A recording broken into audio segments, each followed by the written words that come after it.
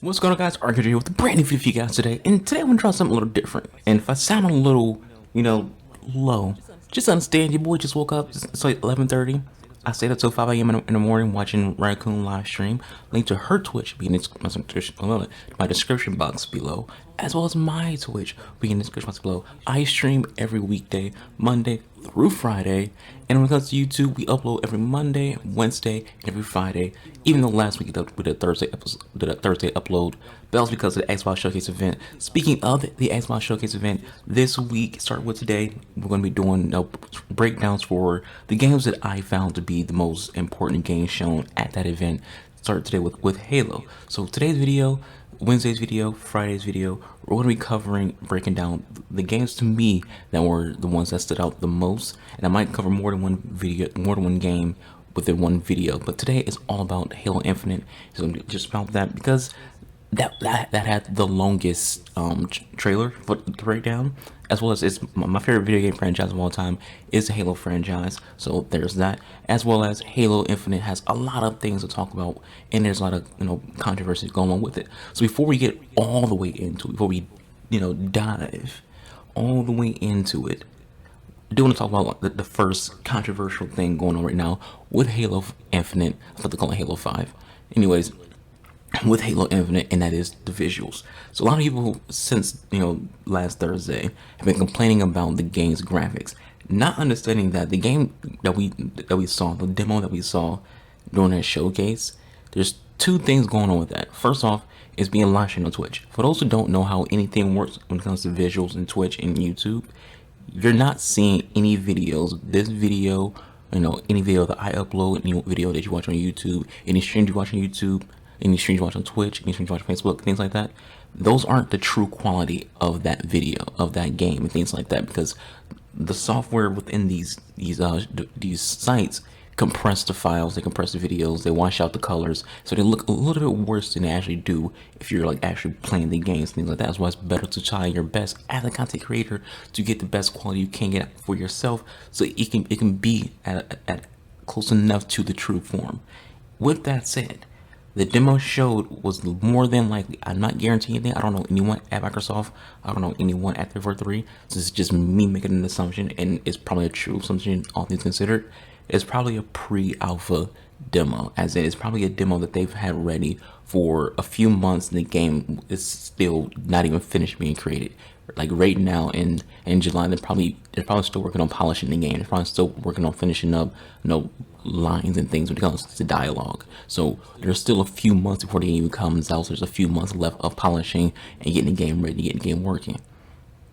So when you hear about the people, the game looks like it's not a good graphical game. It's not showing the full potential of the next generation of consoles, because it doesn't look like this ultra realistic video game. The next thing I want to point out is Halo. Halo has never been a game franchise that tries to push the envelope when it comes to graphics, when it comes to visuals. Halo's always been a game that just does enough. It never looks like shit. Every Halo game looks great visually, but it never tries to push the envelope. It never tries to be, extremely different and extremely, next gen. It just always tries to be perfect in terms of being well-rounded. It never looks amazing. It never looks, like some crazy, beautiful game, but it always looks good enough to get your attention. And even when I can't watching that trailer, it still looked good. Even for a pre-alpha demo, it still looked good, which is more so my point. But anyways, let's switch over to the actual trailer. Let's do some breakdowns. Let's talk about the things we see in it and things like that. This is also something new for me. I'm trying to be different, trying to try new things out for my channel. We usually do discussion videos, usually do reviews, but I figured let's try some new things. Last week we tried the live reactions to the showcase event. Today we're going to try to do a reaction or trailer breakdown of some of those games that I found to be important, that I found to be interesting, that I found to be something that gathered my attention the most. So let's switch on over there and see what happens. All right, so first thing first, let your boy know if the audio is not good enough in terms of the trailer. If you can't hear the video, let me know, and I'll make sure I get that situated for the next video. I won't know if all this works until this goes up on YouTube. We're gonna be watching this together and figuring out if I got things right this time around. And when it comes to my actual, streaming my mic up here, If you hear any, fans in the background, because sometimes my laptop fan can get a little bit loud. I did cut off the cool boost, so it won't get as loud as it did in last week's video, but it still can get rather loud. You might still be able to hear it just a bit. Also, let me know if you guys like it this way, where I have the Yukio just chatting screen, like as like the hub, or if you would rather just me have the video itself full screen, or would you rather like my face be full screen and the video itself be in the little smaller box? Let me know. I'm up to any suggestions and ways to just improve overall when it comes to the videos like these. But let's dive all the way in.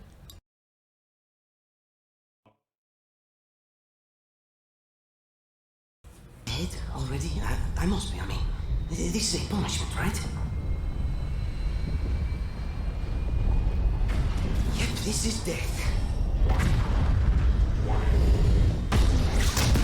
Here's what kind of relationship we're gonna have with this guy. No. I wonder if he's gonna be like, another Johnson. For those who don't play Halo, Sergeant Johnson was like an NPC character who, we're basically one of our closest friends, closest allies for, 3 straight games.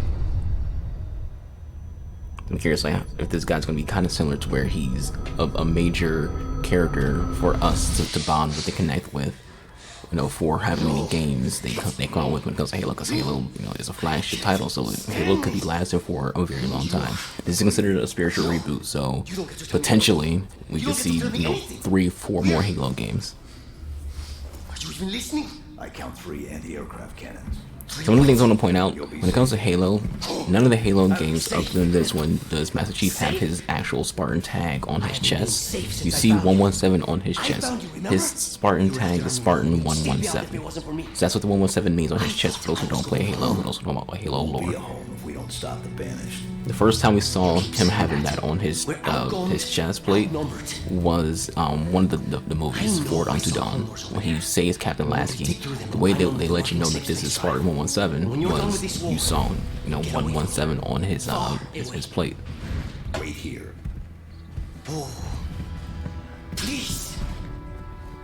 Let me see. And even now looking at this game, it doesn't look visually bad. I feel like people just cherry picking on trying to find a way to bitch about, to complain about Halo. Together. Okay, big guy.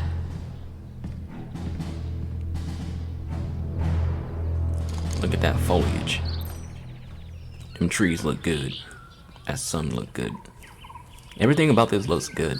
Like I don't see the complaint. I don't see what people were upset about.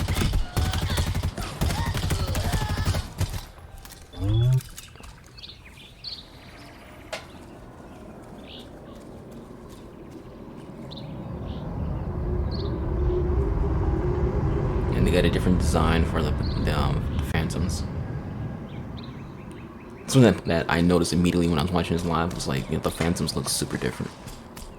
Like it's kind of still the same shape, but just the coloring is different, and just like the overall movement of the Phantoms are slightly different. Showing off that the Warhog will not have utterly trash, driving.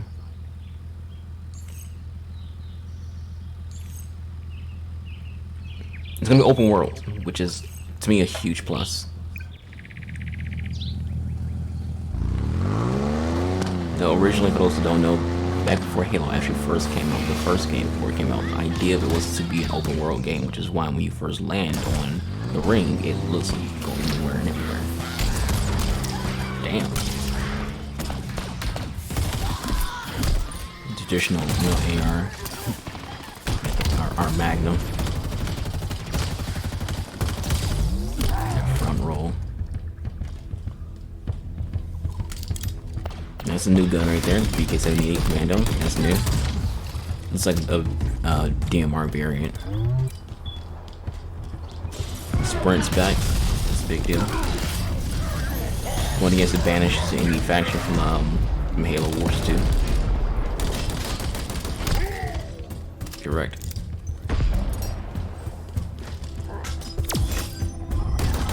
Bringing back droppables. That was something that was in Halo 3. I mentioned before that this game, from what I look at, grapple to the face, that this game reminds me a lot of Halo 3. It's a new weapon.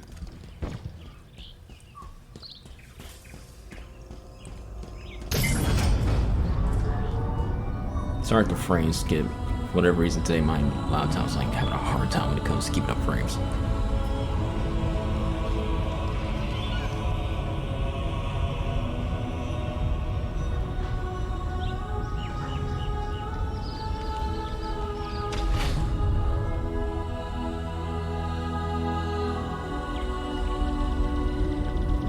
Paying attention. Instead of looking at my phone.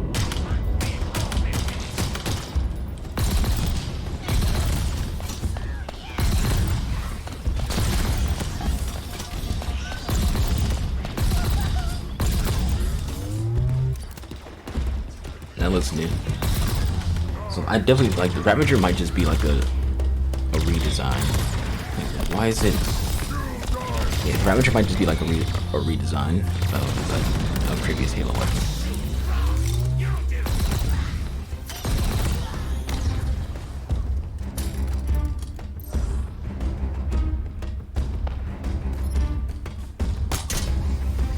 I'm saying right now, I'm a very big fan of grapple hook in Halo. I think it has a new dynamic to Spartan movement. Nice, that's fucking nice. You know, do shit like that. Like, I'm a big fan of a game evolving, and this is evolution. This is a game evolving.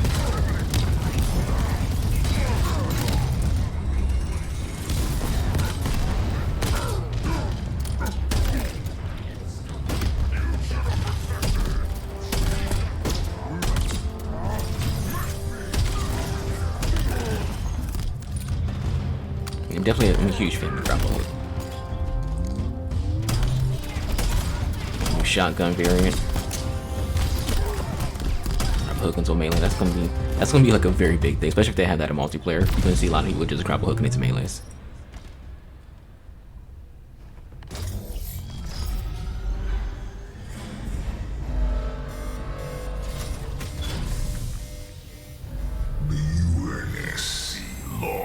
This war months ago. Your people are broken, scattered, hunted, defeated by me. I wish I could tell you it was difficult, but it wasn't. We are one step ahead, always. The ring is already under our control. Soon, the auditorium as well. Partially broken ring. The Harbinger and the Banished share the same goal. We fight together to honor the will of Atriox. Kind of curious who the Harbinger is.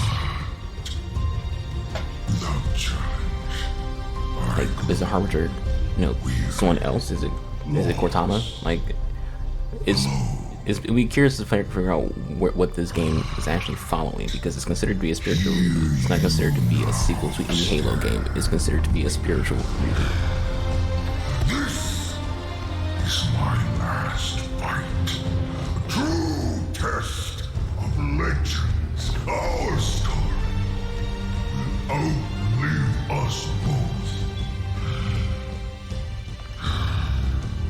Set a fire in your heart, Spartan. Bare your fangs. Fight hard. Die well.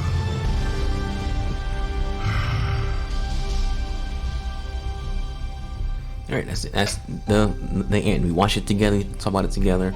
But we're gonna, you know, let's pause the video. Let's get back into, you know, full screen and just talk about some things. All right, so just to talk about a few things. I mentioned that it's going to be a spiritual reboot. It's not considered a sequel to any Halo game. It's not considered a sequel to Halo 5. It's not considered a sequel to Halo 3 or anything like that, or Halo 4, whatever. It's considered to be a spiritual reboot. Now, what we know when it comes to information on the campaign story is nothing. You know, even what we saw in that demo was basically very bare stuff. Like, we're seeing, you know, gameplay, which is great. We're not, this isn't, before I say this is not a negative. We're not getting any information on the story. We know two things, and we can guess one more thing. We know that the Banished exists. We know that the Banished is in the game. We know everything when it comes to the Banished, which is a Halo Wars 2 faction. We also know that the Flood potentially could be back in the game, because if you play Halo Wars 2, the Banished come across the Flood in one of the DLCs. So since Halo 3, so Halo 4, Halo 5, we have not dealt with the Flood at all. It's 2 straight games of not dealing with an enemy type that has been in the game from Halo 1 to Halo 3. So for 3 games, we had the Flood. 2 games, we don't have the Flood. Flood goes away. Halo Wars 2 comes out. There's a DLC for it where the Flood come back. The Banished stumble across it.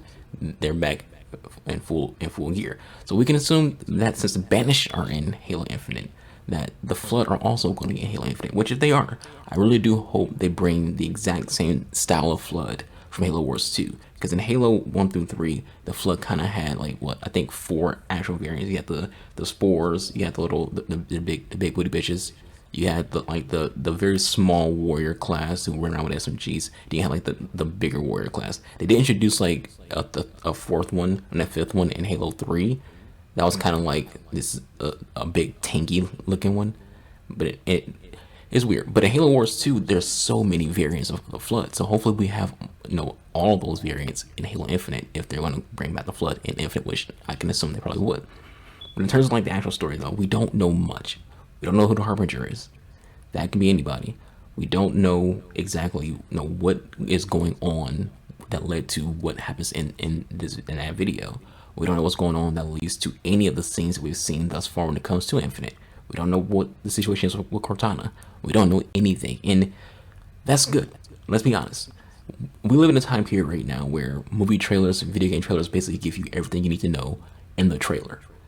But it's better now where you have to just guess. You're speculating. You're trying to piece together what they are giving you, and that's a better way to have trailers. It's better because I don't want to know the full story before the game comes out.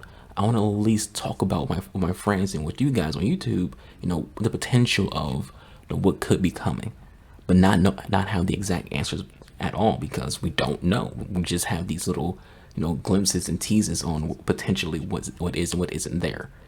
So again, we don't know who the Harbinger is. We don't know who Cortana is. We don't know if what the spiritual reboot is Johnson back alive. We don't know, how much are they going to retcon when it comes to Halo 5? How much are they going to retcon when it comes to Halo 4? How much are they going to retcon when it comes to the franchise itself? Are the Prometheans still a thing? What's going on with all that kind of stuff? So the potential is endless when it comes to Halo. I will say out the gate when it comes to movement and combat, I said this a lot when it comes to Halo videos. I made a video that has like over 5,000 views on it, where I legit called Halo 4 my favorite Halo, and a big reason for that was the campaign was really good, the cutscenes in the campaign was really good, the stories were really good, and movement. I'm a very, very big fan of movement. And one of my friends live stream, she was playing Titanfall Blue Pistol. Link to her Twitch will also be in the description box below. So there's 3 links: Mines, Raccoons, Blues, all be in the description box below. She was playing Titanfall, and I mentioned her stream. And Titanfall has the best movement in gaming. And I'm a very big fan of a game having smooth and good movement, and movement that is very consistent to the story and the characters within that universe. And Spartans are not bricks, so that's why it's important for Spartans to have some kind of form of movement when it comes to either a grappling hook, B, a thruster pack, C, sprinting. Spartans in the Halo books, in the Halo animated series, Halo Legends, they move basically like fucking ninjas. They don't move like stiff little bricks. So I think just in general, having a grapple hook is it's different. It's something new. We can try it out. We'll probably enjoy it. Grapple hooks in general in games are fun. There's a grapple hook in Titanfall. It's fun. There's a grapple hook in Apex. It's fun. Grapple hooks makes game fun. And at the end of the day, when it comes to playing a video game, are you having fun? And I feel like when it comes to Halo Infinite, we're going to have fun. They did some redesigns for some weapons. They added some new weapons entirely, which is always good when you have new weapons. And again, since it's a spiritual reboot, you don't have to ask the question, how come this gun doesn't exist in Halo 1 through 5? It's a spiritual reboot, so therefore, it doesn't matter. They don't have to be exactly the same when it comes to guns, because it's a spiritual reboot. It's not considered a sequel to any Halo game. So here's how they're just going to put all this, how they're going to figure all this out, how all of it's going to end up, being put into our hands, and how it's going to play out. It has potential. As a Halo fan, I'm excited. That's the best you can be when it comes to something like this, is to be excited. So I'm excited. But anyways, guys, that's it for this reaction video. We'll be recording, some other reaction videos right after this, but you won't see those until, Wednesday and Friday and so on. So again, if you guys enjoyed the video, leave a like, all that good stuff. Follow me on Twitch. I live stream every single weekday. Today's a Monday, so I'm going to be live today at 3 p.m. Eastern till 8 p.m. Eastern. Unless my controller dies out, then it's going to end whenever that decides to happen. I appreciate you guys. Thank you all for watching. I hope you all have a good rest of your day or night, depending on what part of the world you are in. So, anyways, we'll get you with that beautiful Archangel outro. Goodbye. Good night. Bang.